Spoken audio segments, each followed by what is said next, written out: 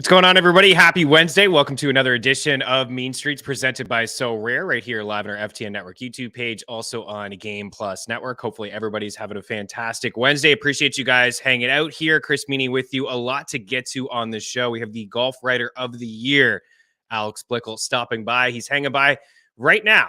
Actually, I see him in the green room. We're going to get to him in the next block. We're going to talk about the Texas Open, Valero Texas Open, and it is a different slate of golfers. If you hit an Open or you hit an outright this week, you're going to love it. You certainly are. It's not the same type of leaderboard as we're just, a few days away from the Masters. Maybe a little bit of a Masters preview from Blickle too. I think he's going to be there. I think I heard that through the grapevine that he may be there next week, which is fantastic as well. Again, a lot to get to on the show. Lamar Jackson can't stay off Twitter, probably needs an agent. We've been talking about him over the past couple of days. We'll highlight him again and the latest on Lamar Jackson. A lot of teams that we've talked about on the show, potential suitors for Lamar Jackson, not interested at all. The Washington Commanders, not interested at all. Speaking of the Washington Commanders, a big congratulations to our guy, Brian Cook, here today. He tweeted out this morning, blessed for the opportunity to be part of the Commanders organization. All of his experience through his time with the Cleveland Browns and here at FTN Network has allowed him to create a skill set and form relationships that are everlasting and fruitful. And for that, he is super appreciative. And we love the guy, right? He's been on this show multiple times. He was with us throughout the entire NFL season, every Thursday, previewing the Thursday night football game. You guys know, watching and listening here on iTunes and Spotify, wherever it is that you listen to your favorite podcasts. Cook, man, he brought it every single week. Super intelligent, very informative. He did a lot of great stuff for us over at FTN Data and part of our data team. And he came in here with the goods. And, we've chopped it up as well, throughout the offseason about some of the prospects, and just has a really good feel. And I'm not surprised that he did land a job with the Washington Commanders. So congratulations to our guy, Brian Cook, here this morning, rooting for him, all the success. And, like I said, a really sharp mind and an even better dude, to be honest. Like, he's super well deserving, and I'm very happy for Mr. Brian Cook. We do see Daily Handle in the house as well. Yes, Blickle is a PTP. Congrats on winning Golf Writer of the Year. Good afternoon, Daily Handle. Let's go. A lot to get to here on this show. You may have to explain to the people what PTP is. I see a lot of PTP comments from you. I tongue in cheek. I kind of know. Primetime player, primetime performer, Alex Blickle and Brian Cook. We have some MLB predictions. Tomorrow is opening day. That's something I want to talk about with Alex as well. His role over at FTN Daily, significant role, of course, the strikeout model. We have a lot of amazing tools, and they just keep coming out. Man, we've been like 3 years. We're coming up on 3 years of FTN, in August, and it feels like every other week or so, there's an amazing tool that can just help you in the DFS world, help you in the fantasy community, season-long players. I know there's a lot of season-long viewers out there as well, of the old school people. And if you're just, thinking about getting your feet wet into DFS, we'll talk about what we have to offer, but we still have our free trials as well at ftnbets.com/free, ftndaily.com/free, 3-day trials. This is a good time to get involved. You get the PGA Optimizer. You're going to have the MLB Optimizer. We just have a NASCAR Optimizer now. Yes, that's right. A NASCAR Optimizer. All the picks across all sports, tools, projections over at ftnbets.com. And like I said, we have a lot of tools, and the same sort of deal over at FTN Daily. We have a Discord channel. Several of them split up into sports, and with the package, you get all the sports, right? So this is a good time to hop on board here and see exactly what we have to offer. You will get a good taste of the MLB Optimizer and the PGA Optimizer for this weekend as well. We're going to take a quick break. As I mentioned, a lot to get to, only 3 games on the ice. We have some NHL picks and props towards the end of the show. The NBA playoff race is heating up as well. We were just trashing the Mavs the other day. They found a way to pick up a W against the Pacers, thanks to Mark Cuban pulling some strings, making that Luka tech just disappeared. That 16th tech, it just went away somewhere. It was just gone, right? And then he was able to play, and the Mavs pulled out a victory against the Pacers. But it is a crazy race in the Western Conference. We'll talk some NBA a little bit later on the show. Blickle's hanging by. Some golf here next on Mean Streets, presented by So Rare. Back in a couple.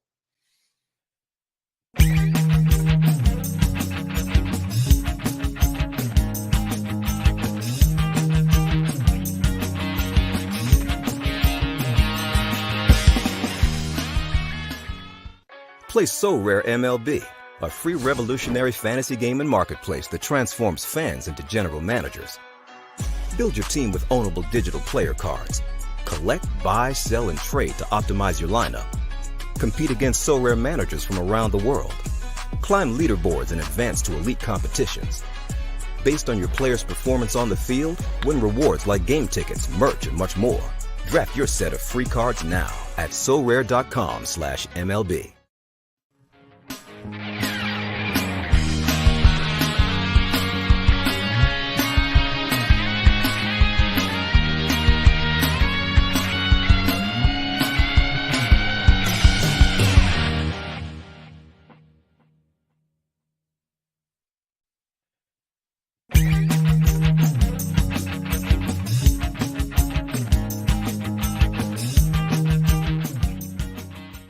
Play So Rare MLB, a free revolutionary fantasy game and marketplace that transforms fans into general managers. Build your team with ownable digital player cards. Collect, buy, sell, and trade to optimize your lineup. Compete against So Rare managers from around the world. Climb leaderboards and advance to elite competitions. Based on your player's performance on the field, win rewards like game tickets, merch, and much more. Draft your set of free cards now at sorare.com/MLB.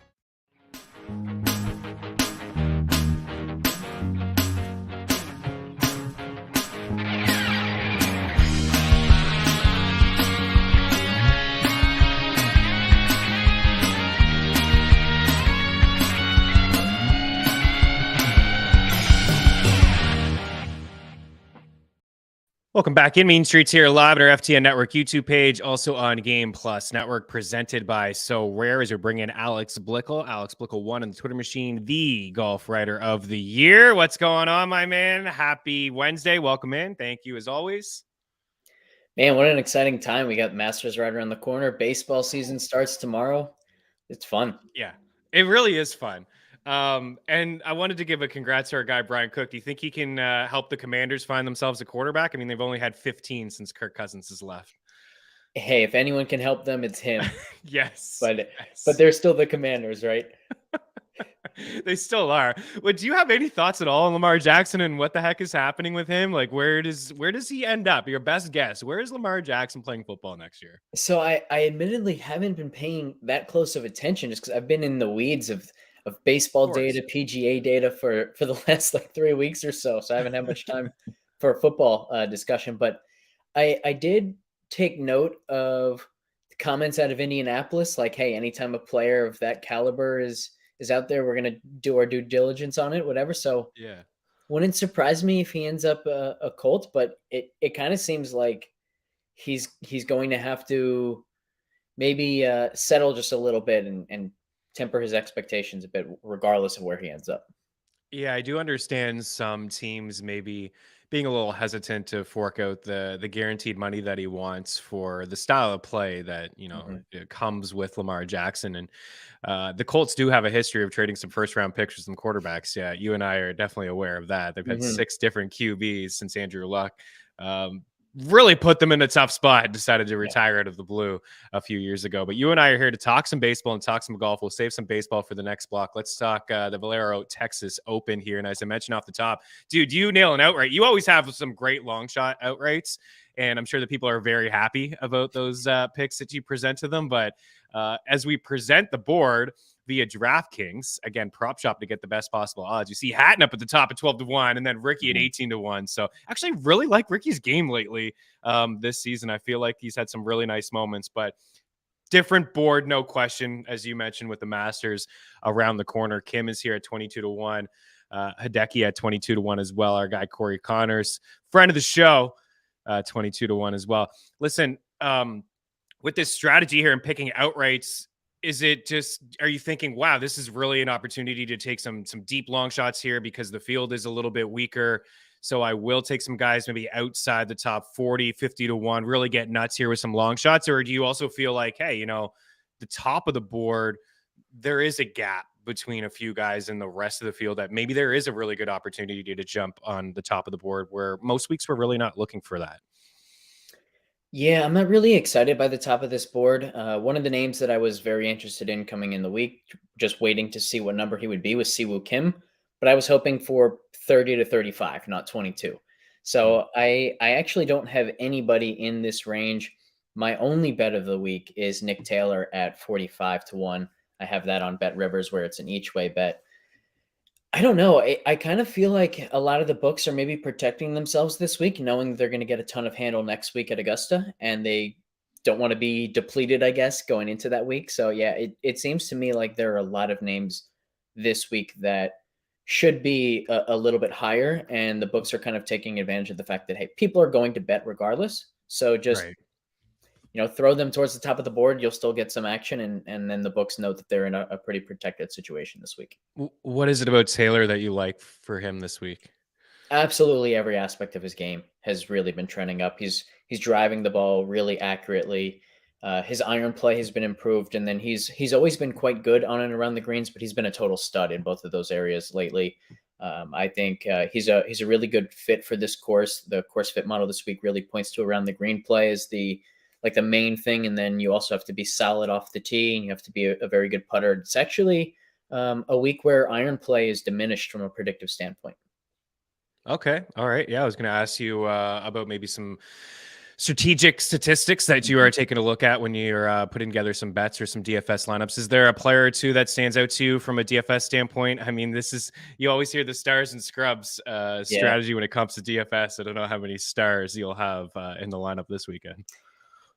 I mean, Nick Taylor is up there. I Yeah. think from a DFS perspective, the most interesting player is Hideki Matsuyama because the neck injury is scaring almost everybody off of him.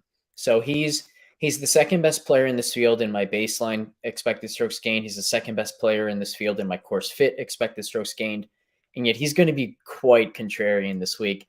The neck is a concern. We saw last year that he started poorly in this event, played a really good front nine on Friday, and said, you know what? I feel good. I'm going to duck out of this one, and I'll be ready next week at Augusta. So that's possible. I think that's lingering in people's minds. But my take is sort of if he's in contention, which if you're using him at $10,500, you're hoping that he is. I Yeah. think he'll stick it out. I think that he views the week prior to Augusta as one where he can really play himself into contention, feel the pressure that comes with that, and use that to be better prepared if he ends up in contention at Augusta. So I don't think that he wants to just use this as like a standard tune-up where he's just working on a few things in his game. I think he's here to compete, and I'm leaning at the moment towards taking the chance on him in DFS.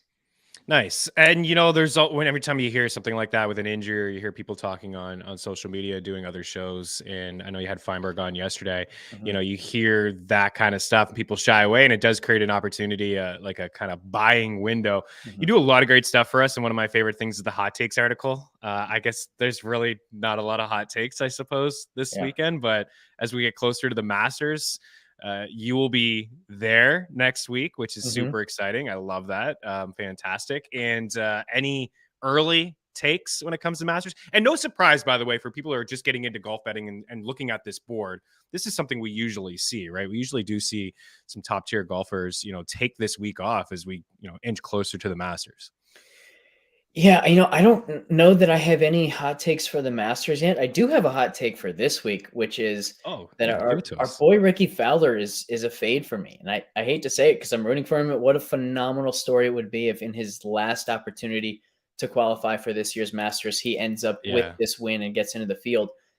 But the way I put it in my hot takes article today was whenever we're trying to pick players in PGA, we have to weigh the risk and reward of players with what their projected ownership is going to be.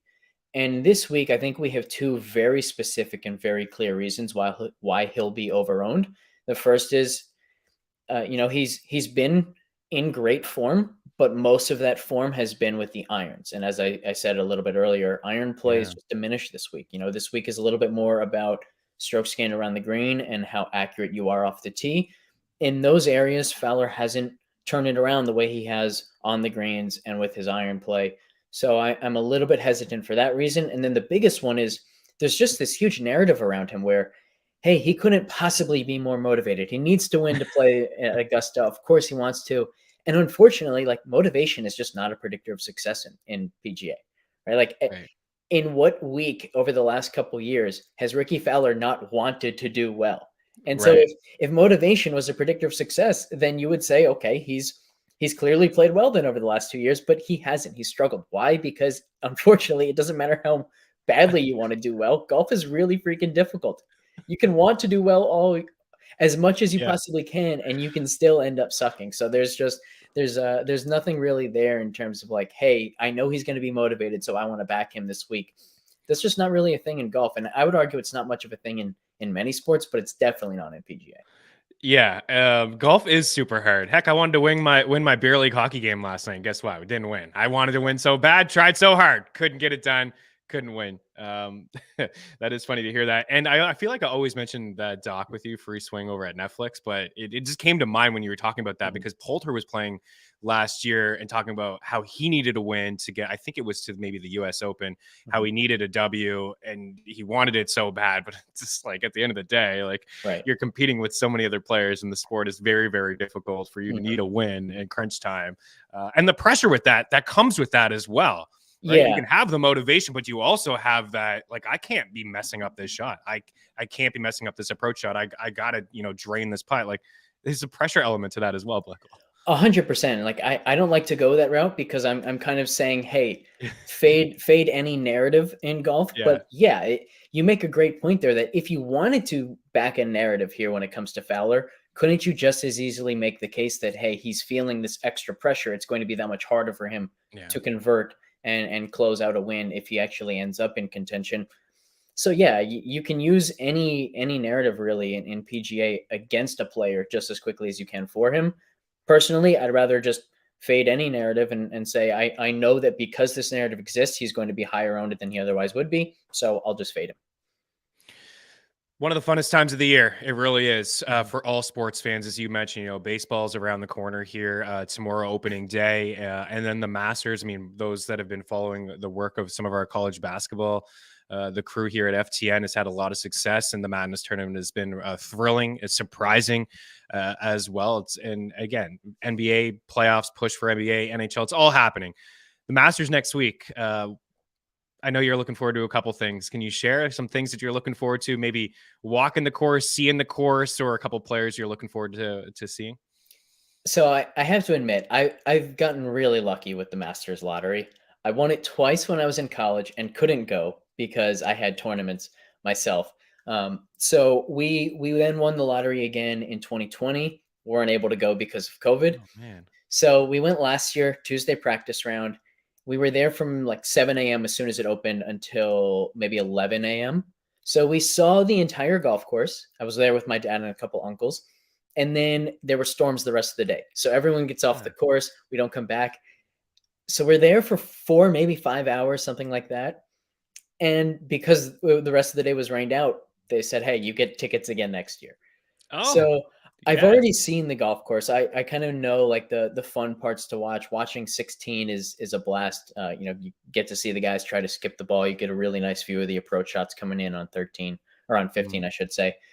So I think what I'm most looking forward to is just kind of going and seeing guys up close again, watching the way guys flight different shots. There are certain shots that we didn't get to watch last year. Like I'd like to see the approach shot on 8, the par 5 uphill. I want to see the way guys try to shape it right to left to use the contours of the ground there.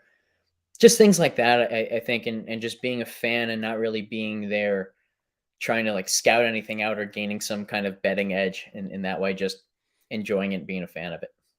It's amazing to see golf live. The ball flight. You mentioned the ball flight. When I was at the Waste Management Open, I was hanging out mostly at hole 16, of course, for obvious reasons. You really see the ball flight of like, wow, he really does have a high ball flight. Like you just don't notice that as much on TV. So that's exciting. Any like, I feel like Augusta's hilly. Is it like what is it a hilly course? The elevation is insane, and I think one of the first things that you can do once you get there is kind of walk through the fairway of number 9, where the approach shot is pretty much directly up the hill. And until you're at the base of that hill, you kind of have no concept of just how difficult that shot is, because you're watching on TV, the ball ends up on the green and you see the full picture of the green. When you're down in the fairway, you can't see any part of the surface of the green. You're lucky to see any part of the flagstick. And it makes it look like the target is infinitely smaller than it actually is. It's a really intimidating shot. But one other point I want to make on the ball flights that you just mentioned there. Mm-hmm. One of the guys we saw last year on 16 was Bubba Watson. And he hit his shot to like 2 feet, but when it was in the air, it looked like it was going to be 40 yards right. And all of a sudden we're left of the green, kind of across Little Creek or whatever. And it almost looked like the ball was coming down back towards us because it was cutting so much. And I don't know how far right he started it, but I know for a fact that there was no right-handed player starting the ball that far right, let alone another lefty starting it. They're just an absolutely bananas shot that he hit. But yeah, that's Bubba for you. Yeah, for sure. That's Bubba. And I did see him on 16. He was giving everybody high fives, even though he put his tee shot in the bunker. Yeah, it's amazing the shape that these guys can put. I'm sure yourself as well can put on the golf ball. Me, it's just like, that was a draw. Just that's a natural draw. I just happened to do that one. Oh, cut. Yeah, I didn't mean to. It just cut perfectly for me. One more on the way out here before we turn the page on golf, maybe get into baseball. I think you mentioned to me like a month ago, Keith Mitchell is like a potential long shot next week. Still kind of intrigued?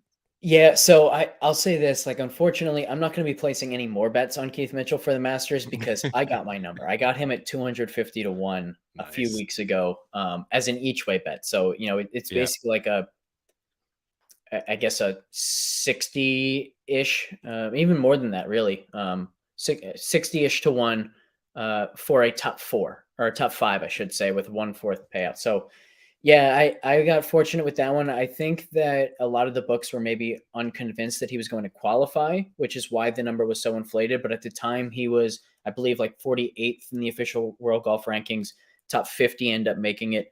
And everyone around him, or the vast majority of guys right around him, were live guys. So you had that like cushion of, hey, these guys are going to drop. So it's going to be really difficult for Keith to drop any further. So I pulled the trigger on that one. And yeah, now I think he's down to like 66. So I may not have any new bets next week. Honestly, I feel like I have a pretty good card in place already, which anyone can find on the FTN bets tracker. But we'll see what happens next week. A lot of the books, maybe they'll loosen the pricing for what it is right now once we get into that week. And then maybe I'll find some other values that I like.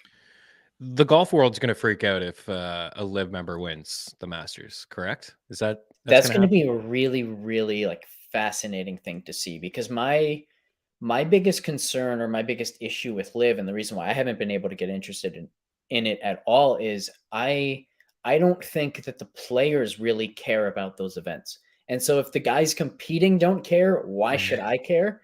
Yeah. And along those lines, like if that's true, if they don't care, which it seems to me like they don't, right, it's going to be really hard to just kind of like flip the switch and get back into full competitive mode.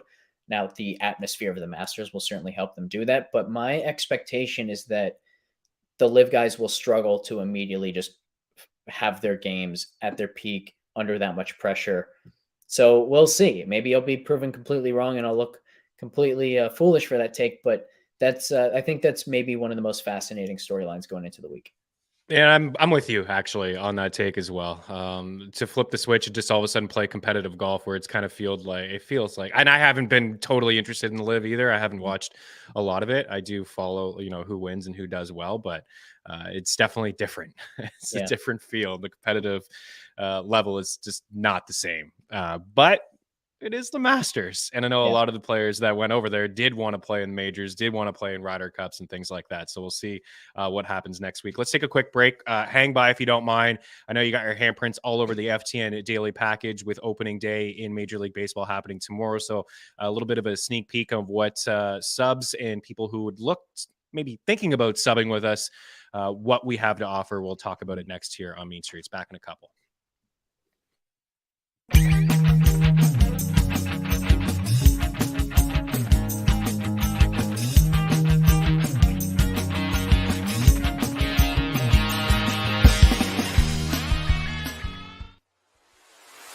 future of fantasy sports is here with So Rare. Build your teams just like an owner. Buy, sell, or trade officially licensed digital player cards. Build your 5-player weekly lineup, and you could win rewards like tickets, autographed jerseys, and more. The future of fantasy sports is here with So Rare, taking Dynasty to the next level.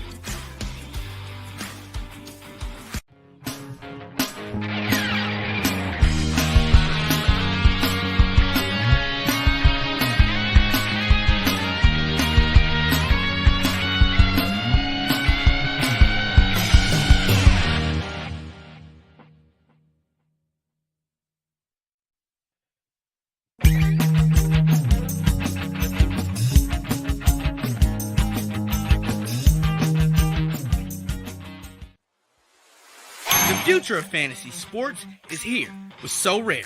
Build your teams just like an owner. Buy, sell, or trade officially licensed digital player cards. Build your 5-player weekly lineup, and you could win rewards like tickets, autographed jerseys, and more. The future of fantasy sports is here with So Rare, taking Dynasty to the next level.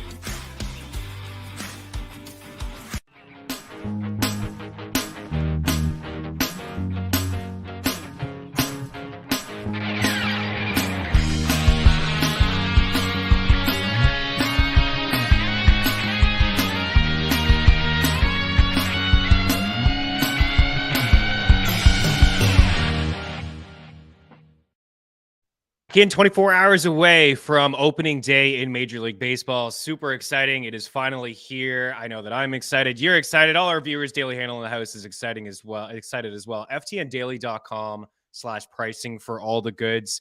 You can get the Diamond All Exclusive package, which will come with all the sports. You can get the annual DFS package in MLB. You can sign up for the first month if you want to see what it's all about. Use the promo code Meaney, Blickle, save yourself a little bit of cash. FTN TV, save yourself a little bit of cash as well.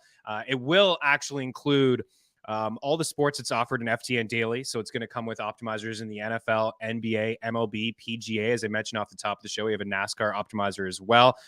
You can learn from the pros. Alex, myself, Jones, we're all here for you. And as I mentioned also off the top of the show, not just the optimizer, we have player and ownership projections. We have a strikeout model, a home run model. We have a lot of goods. And as you see, why not sign up for free? You don't want to spend the cash right away? Head on over to ftndaily.com/free. Sign up for free, 3 days. See what it's all about. I guarantee you guys, you will not be bummed at all. Alex, you got your handprints all over it. Why don't you share a couple things that the package does have to offer?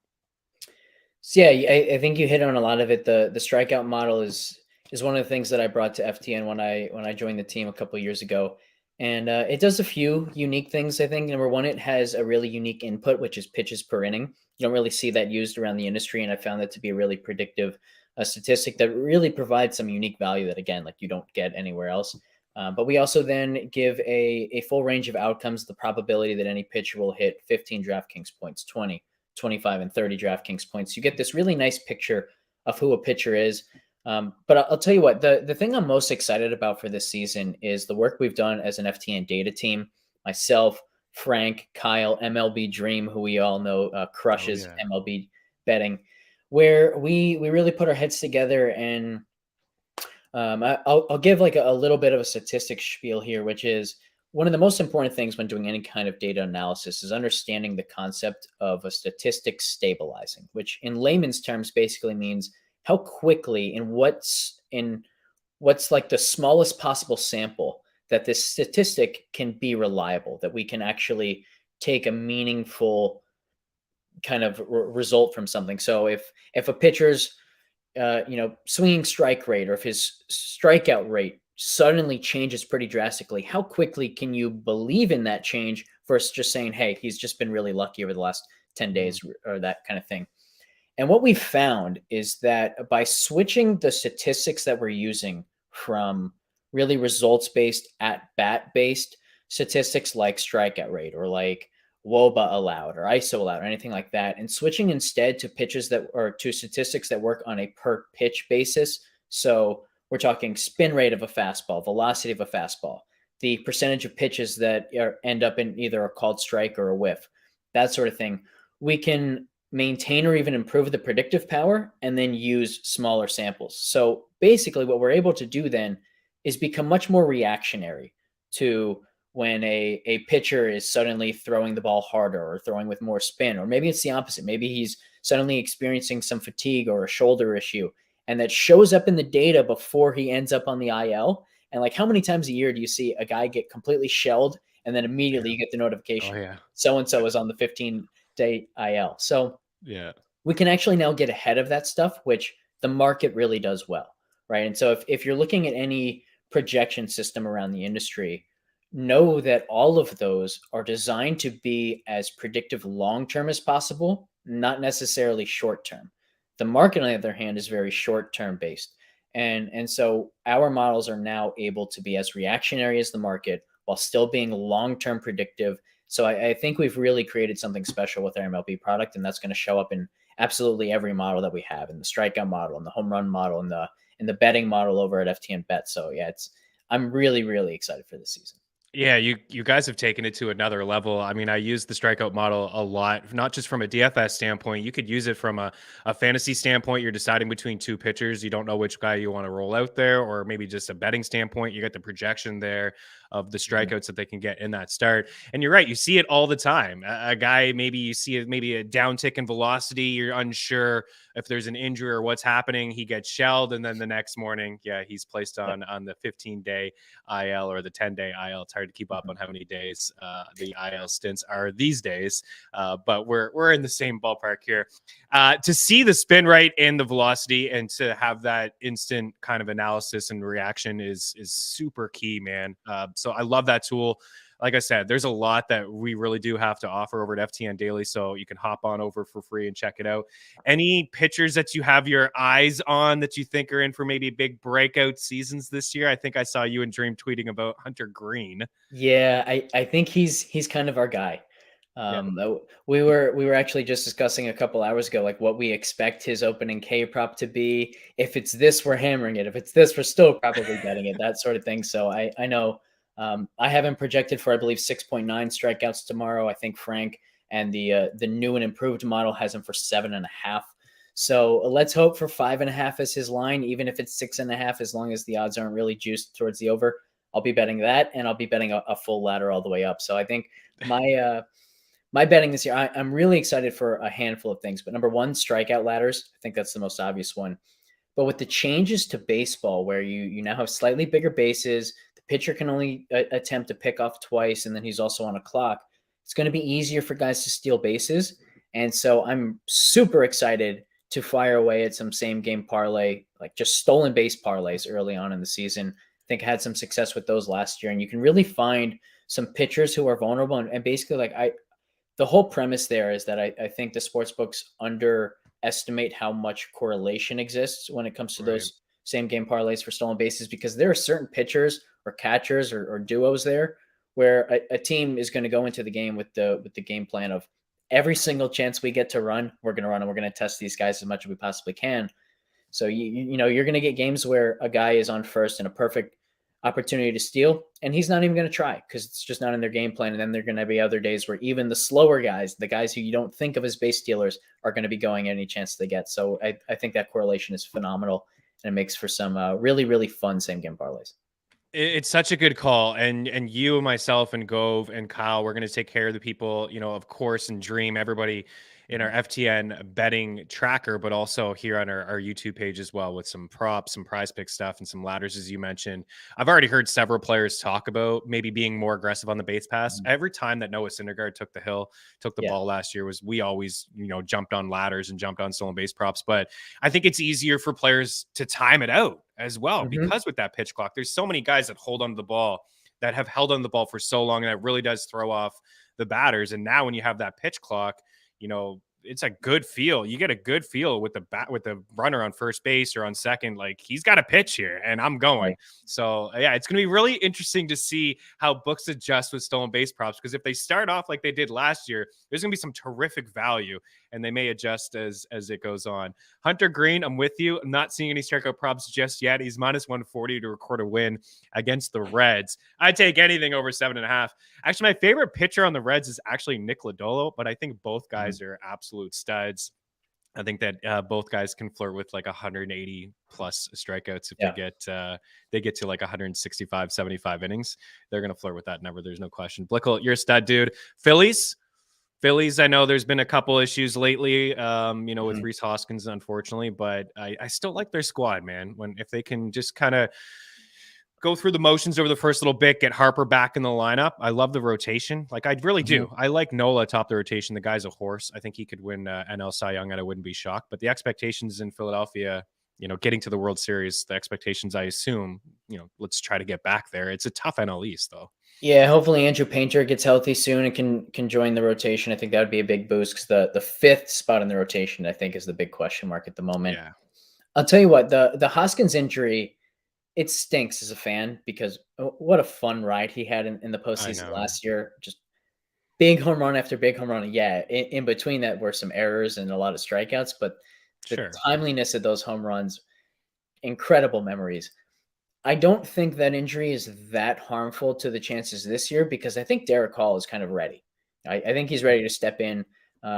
Maybe he's going to have to be platooned, but one of the big changes this year as well is the fact that teams won't be able to shift the way they have in years past. So power hitting lefty, like he stands to benefit more than most from that. So I think he can end up playing a big part in the Phillies' success. And I kind of think that he's maybe like the leverage point of the season. If he plays really well, if he hits really well, then the Phillies might be quite good again. And if he's not, then we're really going to miss Hoskins bad, and maybe we'll kind of stink.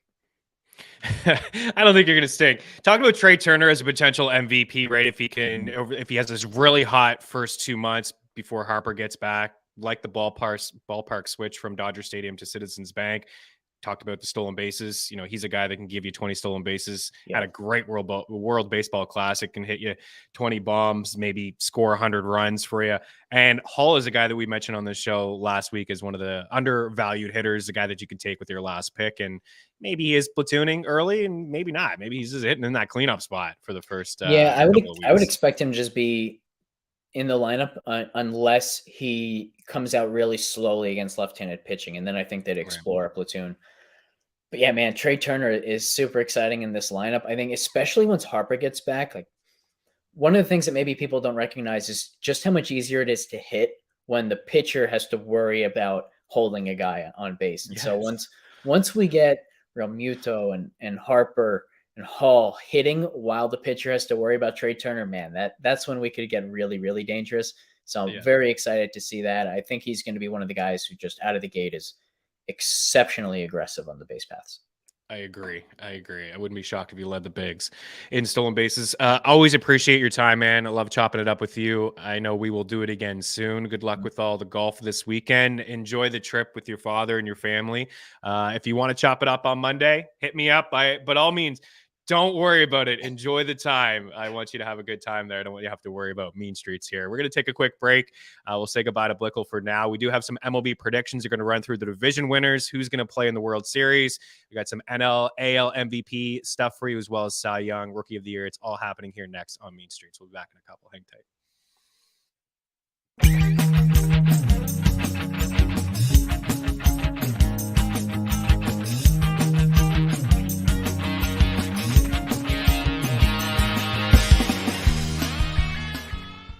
Play So Rare MLB, a free revolutionary fantasy game and marketplace that transforms fans into general managers. Build your team with ownable digital player cards. Collect, buy, sell, and trade to optimize your lineup. Compete against So Rare managers from around the world. Climb leaderboards and advance to elite competitions. Based on your player's performance on the field, win rewards like game tickets, merch, and much more. Draft your set of free cards now at sorare.com/MLB.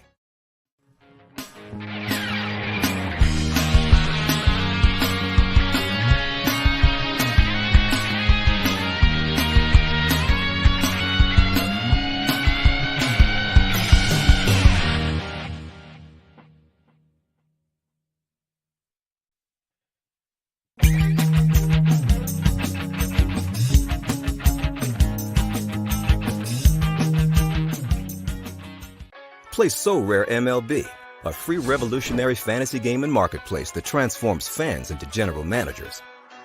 Build your team with ownable digital player cards.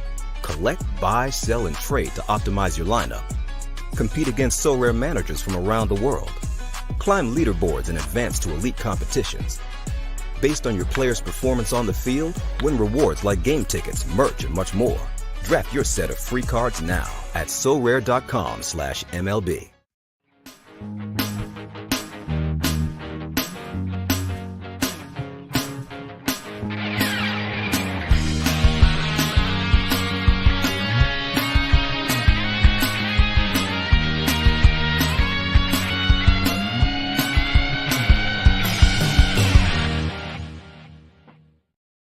Welcome back in. Let's take a look at the Cy Young odds via DraftKings. We have NL Cy Young and AL Cy Young. So let's start here in the NL. Thank you for this, Quan. Our guy George, always getting it done. So Sandy Alcantara up at the top at plus 450. Corbin Burns at plus 550. We have Justin Verlander and Max Scherzer. Verlander, of course, won last year in the AL. Now a member of the New York Mets at 6-1. Scherzer at 8-1. Spencer Strider at plus 950. Max Fried at 10-1. We have Gallen at 11-1. Zach Wheeler there at 12-1. We have Aaron Nola, who we talked about with Blickle in the last block. You know, Aaron Nola, I wouldn't be shocked if he got it done. He's just like a horse, man. Like what you can expect from Aaron Nola is a guy that's going to give you, 200 innings. He doesn't walk a lot of dudes. The ratios are going to be great. I don't really take a look at wins. I think that maybe the voters take a look at wins a little bit. I know several years ago, I think it was like 8 or 9 years ago, I feel like I remember Verlander winning on I don't think he had a great year, but he had a bunch of wins, a bunch of W's. They got all excited and gave him the AL MVP, talk about all that nonsense at the time. Anyways, Nola, I think, is a decent shot here at 12-1. Brendan Woodruff at 19-1. I think Urias is a good shot here at 20-1 as well. Really like what he has to offer. Yu Darvish at 25-1. Daily Handle in the house looking for a long shot. I think that one's okay at 25-1. I think if I'm looking for a long shot on this board, and Hunter Green we gave some love to, I just don't think that he is ready just yet. A high fly ball rate. He's going to give up a lot of bombs. He doesn't play in the best pitcher's ballpark, and the command is going to be an issue. There's no question he can strike guys out.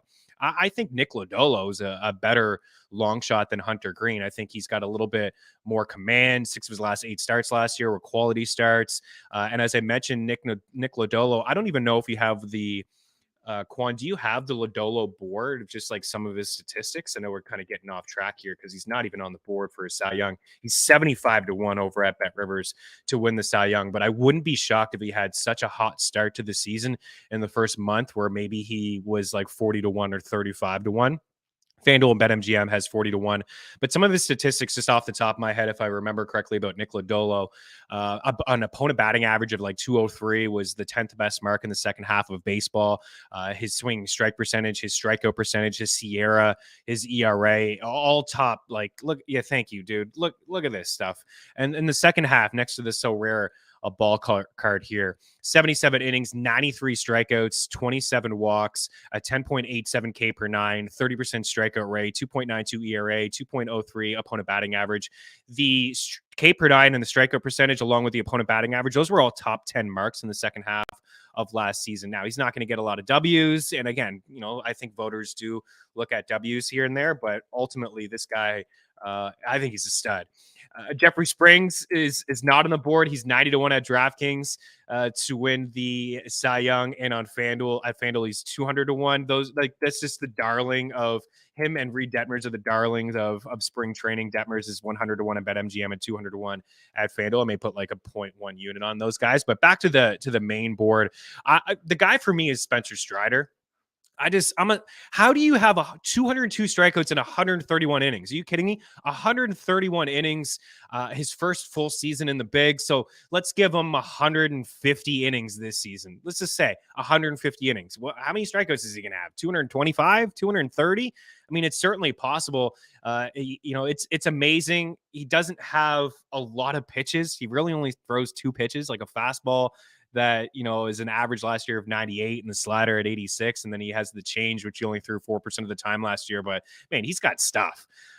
Even with those 2 pitches, the heat and then the sliders, it's both are elite.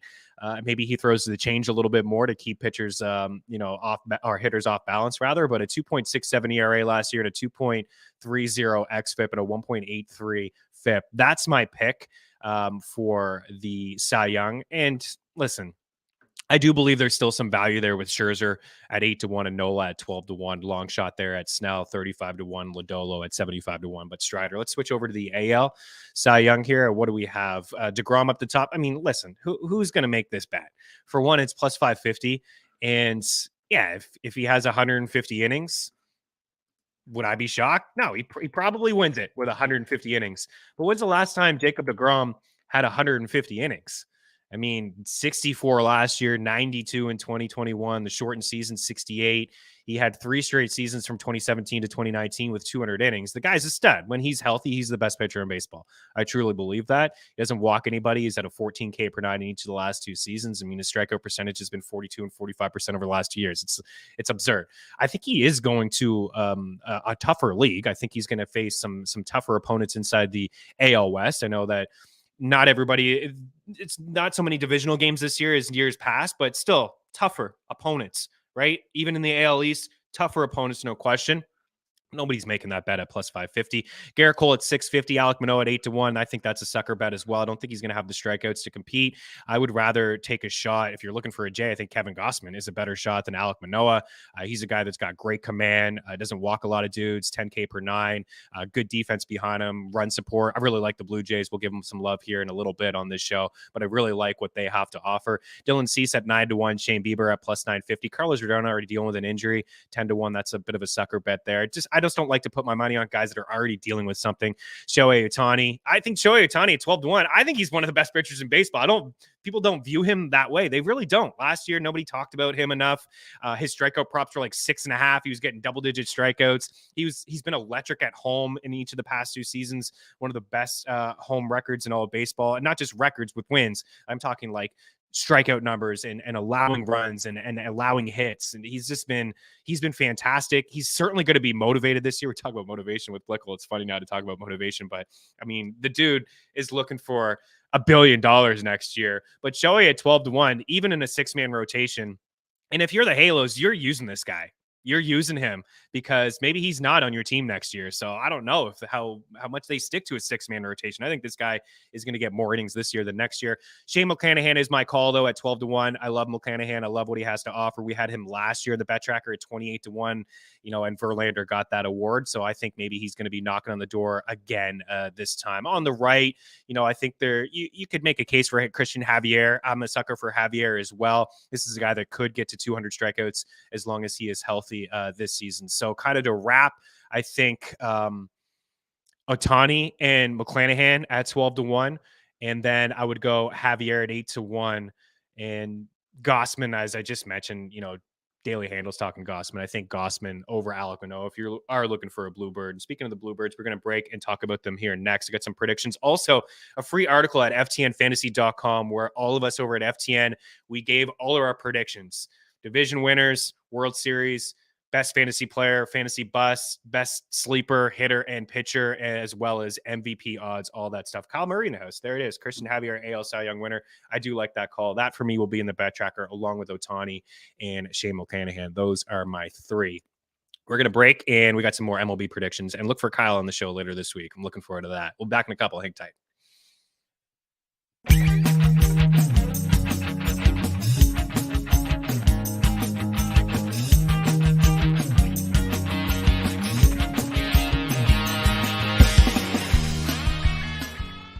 Play So Rare MLB, a free revolutionary fantasy game and marketplace that transforms fans into general managers.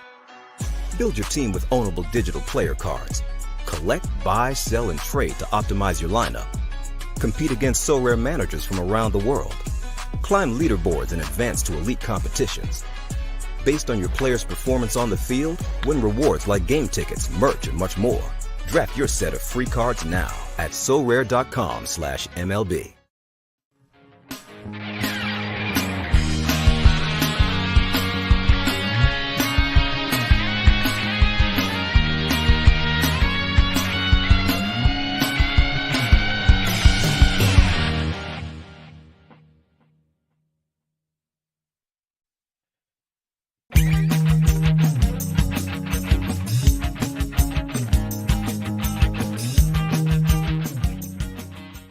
Play So Rare MLB, a free revolutionary fantasy game and marketplace that transforms fans into general managers. Build your team with ownable digital player cards. Collect, buy, sell, and trade to optimize your lineup. Compete against So Rare managers from around the world. Climb leaderboards and advance to elite competitions. Based on your player's performance on the field, win rewards like game tickets, merch, and much more. Draft your set of free cards now at sorare.com/MLB.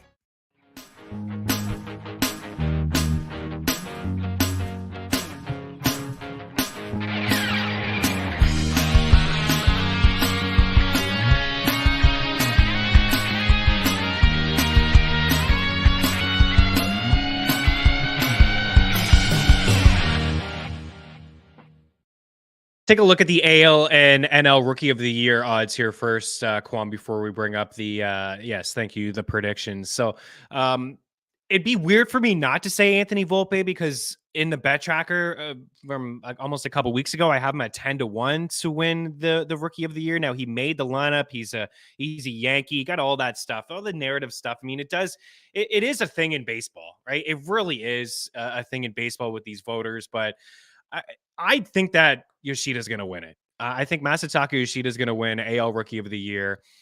Gunnar Henderson is the best player on the left, even on the right. He is the guy. He is a stud, and it's not really. I'm not selecting him or not selecting him because he's plus 265. I do believe Masataka Yoshida is going to have a really good average, and I think that does say a lot. I watched him in the World Baseball Classic. Was really the first look that I got at him, and I saw him hit a home run to right on one leg. He can hit big league pitching.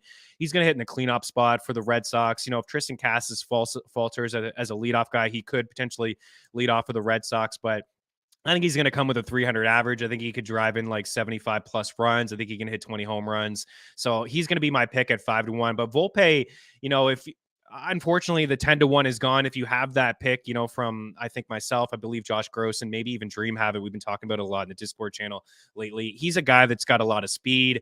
I just don't think the plate skills are going to be there from him. I don't know if he's going to be a good enough hitter to get out of that 9 spot. Maybe if there's an injury to LeMahieu, we're seeing him lead off from time to time, but I don't think he's going to come with the same type of ratios. Like I think he's a 250 hitter, and yeah, maybe he's a 2020 guy, but I think on the right side, Corbin Carroll is a better suited for a 2020 season this year. I like everything that he has to offer. He's got a ton of speed in 2022 across 3 levels, including the majors, only 21 games. This guy stole 33 bags and flirted with 30 home runs. I think he can have a 2020 season here. I think he's going to flirt with 600 plate appearances. I think the Diamondbacks lineup is actually pretty sneaky as well.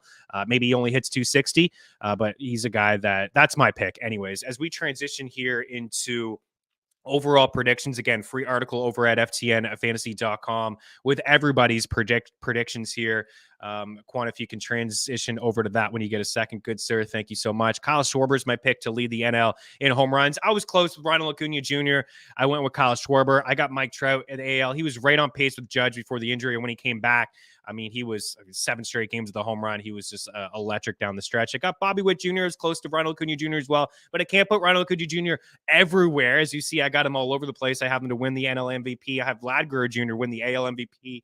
The thing with the AL MVP, there's not enough time to get into it. I've said it so many times. I tweeted it out earlier. I think the Ohtani should win it every year. There should be a separate award for him. He should have won it last year. I just think it's a sucker bet. The Halos are in a tough spot. If they're not in a playoff spot by trade deadline, what do? You just hold them. You can't trade them because you don't want to trade a player like that, but then you have to trade him because you need pieces for your organization to grow as a franchise. And if he does get traded, he's not winning. That's it. If he gets traded, he's not going to win the award. And if he gets traded, Mike Trout won't win the award because they're no longer close to the playoffs. But I went with Vlad Guerrero Jr. I think the Jays are in for a big season. As you see, I have them winning the ALCS. I have them winning the World Series. I have the Padres winning the NL West, and I have them winning the NLCS. I have the Yankees, the Mariners, and yes, I went down the road with the Halos to make the playoffs.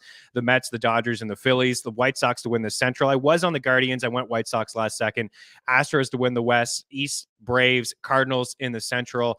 And you see the rookies there and the Cy Young winners there as well. And Jordan Romano to lead the league in saves. I think we're in for a big season when it comes to the Bluebirds. I got an NHL prop to right on Mean Streets back in just 2 minutes.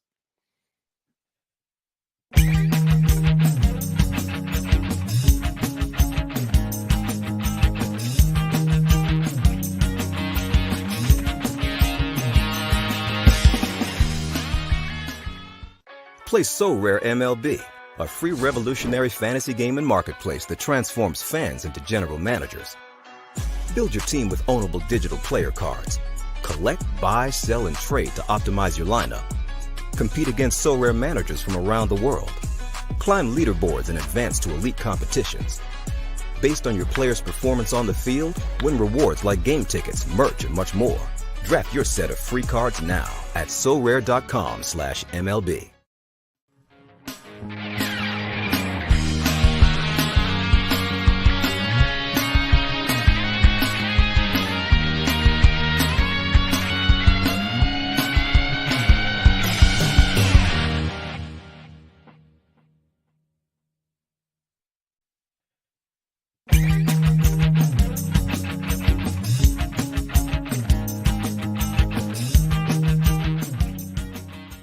Play So Rare MLB, a free revolutionary fantasy game and marketplace that transforms fans into general managers.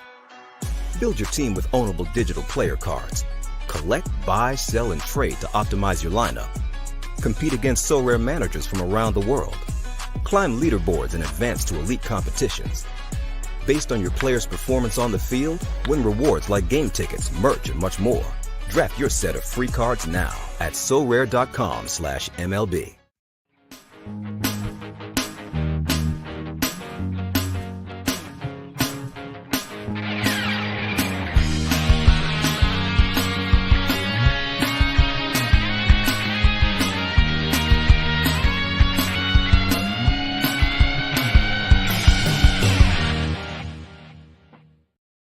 Free NHL picks quickly. Sign up for free and get the rest. FTNBets.com/free. Austin Matthews over 4.5 shots is +105 over at FanDuel. He's 20 shots on goal in his last 2 games. 20 shots on goal in his last 2 games. I did not misspeak at all. 15 shots the other night in a hockey game. 15 shots. 5 in his last game. He's had 5+ shots and 6 of his last 9. He also has goals. 8 goals in his last 10. I think he scores tonight. And 2 points +125 against the leaky Florida Panthers, who are a bloody mess. I really like Matthews tonight. Joel Eriksson-Ek over 2.5 shots. He's had at least 4 shots in back-to-back games. Only cleared in like 4 of his last 7. But I do like the price at -125. And then Dylan Strome for a point. He's hit the score sheet in 10 of his last 11 games, and he has 1, 2, 3, 4, 5, 6 multi-point showings over that span. Tough spot against Sorokin, but I like that he's playing with Alex Ovechkin, and he's playing really good hockey. Pick him up in your season-long format en route to a championship. We're out of here. Baseball tomorrow. Have a good one. Cheers.